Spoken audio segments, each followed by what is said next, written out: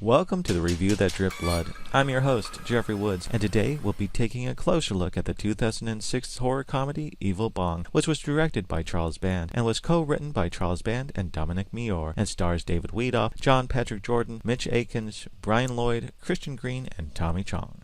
The film follows your stereotypical nerd named Alistair, who is looking for a cheap place to live while attending college, and boy does he find a cheap place to stay when he answers an advertisement posted by a law school dropout named Larnell, who's already living with two other roommates, the first being a surfer named Bachman, and the second being a former baseball player named Brett. Despite their differences, one thing this motley crew has in common, with the exception of Alistair, is their love of the ganja, and that's where their trouble begins. As if by fate, Larnell spots a classified ad in the paper for a large, vintage bong described by the wife of its previous owner as being possessed, so naturally he has to have it. The boys are taken on a wild, deadly ride from the moment they take their first toke, and there's only one person who has what it takes to rescue them, Tommy Chong. What do I like about this movie? It's a love letter to stoner comedies and B-horror films, jam-packed with great references and cameos including horror icon Bill Moseley and a variety of actors and characters from other Full Moon features. You can tell that everyone involved knew what they were making, loved what they were doing, and it just has a fun vibe to it.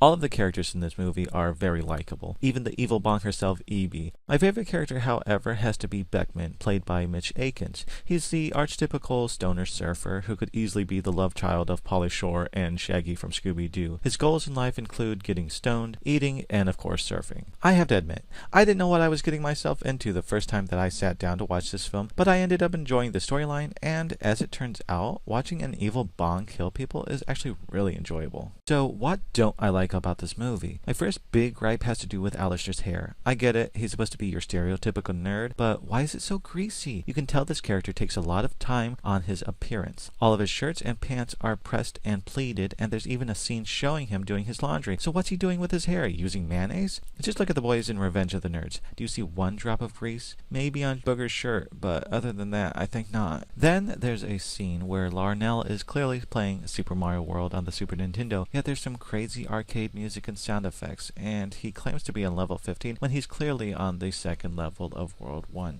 Then I have to mention the big elephant in the room. The prop they used for Evie, while she looks fantastic, the puppeteering and animatronics were awful. It's like whoever built her probably ran out of time, and as a result she was barely able to open her mouth. In most of the scenes, her mouth isn't even moving when she's speaking. Overall, The Evil Bong is a fun, blood and smoke-filled horror comedy with a great cast, script, and direction. And who doesn't love Tommy Chong? Which is why I'm giving it 8.5 tokes out of 10. Also, if you're subscribed to either Amazon or Hulu, make sure to check it out on Elvira's 13 Nights of Halloween. Her commentary only adds to the film. With that said, if you enjoyed this review, please make sure to like and subscribe to the review that dripped blood.